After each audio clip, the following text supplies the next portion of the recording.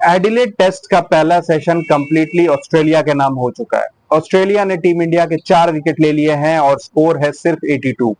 आपको बता दूं कि ये कोई पर्थ की पिच नहीं है जहां इंडिया फिर से 150 पे ऑल आउट होकर ऑस्ट्रेलिया को 100 रन पे ऑल आउट कर देगी। एडिलेड में इंडिया को एटलीस्ट 250 से 300 रन के बीच का स्कोर बनाना बहुत जरूरी है, वरना फिर से बॉलर्स पे बहुत प्रेशर आएगा और बार बार अगर आप एक्सपेक्ट करते हैं कि ऑस्ट्रेलिया 100 रन पे ऑल आउट होगी तो ये नहीं होने वाला।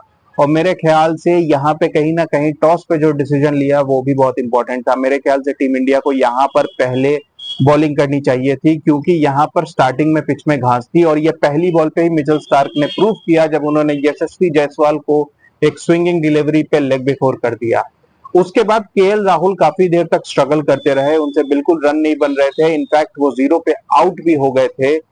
इनफैक्ट अंपायर्स का ऐसा मानना था कि वो आउट हो गए थे और वो जाने भी लग गए थे, लेकिन नो बॉल के कारण बच गए जब थर्ड अंपायर ने इन्फॉर्म किया ऑन फील्ड अंपायर को कि ये एक नो बॉल है और केएल राहुल बच गए। हालांकि बाद में स्नीको में कोई एज मिला नहीं, लेकिन आपको फ्रैंकली बताऊं, क्योंकि केएल राहुल ने रिव्यू लिया नहीं था और ऑन फील्ड अंपायर ने आउट दे दिया था, तो केएल राहुल 0 पे आउट हो चुके होते। लेकिन वहां पर केएल राहुल की किस्मत ने साथ दिया और फिर केएल राहुल समझ गए कि अगर अभी मैं बच गया हूं तो बेहतर है कि मैं कुछ रन बना लूं। और उसके बाद केएल राहुल ने बढ़िया बैटिंग की। इनफैक्ट उसके बाद उन्होंने 6 चौके लगाए और इवेंचुअली जो उनका फाइनल स्कोर था 37 ऑफ 64, कंसिडरिंग कि पहले 19-20 बॉलों पे उन्होंने रन ही नहीं बनाए थे, ये काफी अच्छी क्रिकेट थी।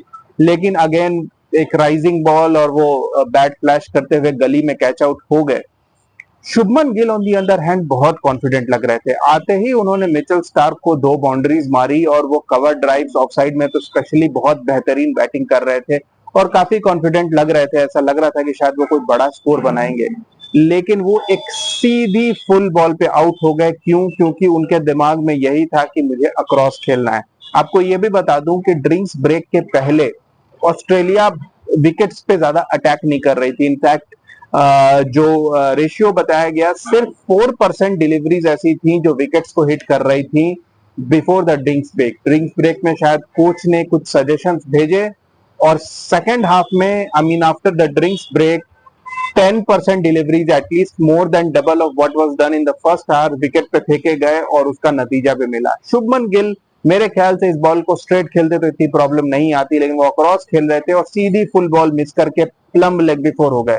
ऋषभ पंत ने सजेस्ट किया कि रिव्यू ना लो और बिल्कुल सही किया, क्योंकि 3 रेड्स थे hitting middle off middle. Virat Kohli जो केएल राहुल के आउट होने के बाद आए थे, वो आने के बाद तो उन्होंने एक जबरदस्त बाउंड्री लगाई, फिर एक बेहतरीन कवर ड्राइव भी मारा जो 3 रन के लिए गया, लेकिन फिर विराट कोहली अगेन एच करके आउट हो गए और आउट होने के बाद ऐसी पिच को देख रहे थे जैसे पिच ने मिसबिहेव किया है। सर ऐसा कुछ नहीं होता।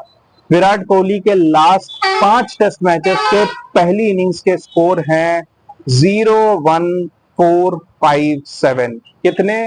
0-1-4-5-7। यानी विराट कोहली पहली इनिंग्स में कंटिन्यूअसली फेल करते ही जा रहे हैं। विराट कोहली की बैटिंग में एक मेजर डिक्लाइन आया है सेकंड इनिंग्स में, जब में भी शायद सिचुएशन के हिसाब से विराट कोहली की परफॉर्मेंस आ रही है। मैंने आपको पिछले टेस्ट मैच में भी कहा था कि जो 100 विराट कोहली ने बनाया है उसको मैं ओवर शेडो नहीं करने दूंगा यशस्वी जायसवाल की इनिंग्स को, क्योंकि यशस्वी जायसवाल ने टफ कंडीशंस में वो बनाए।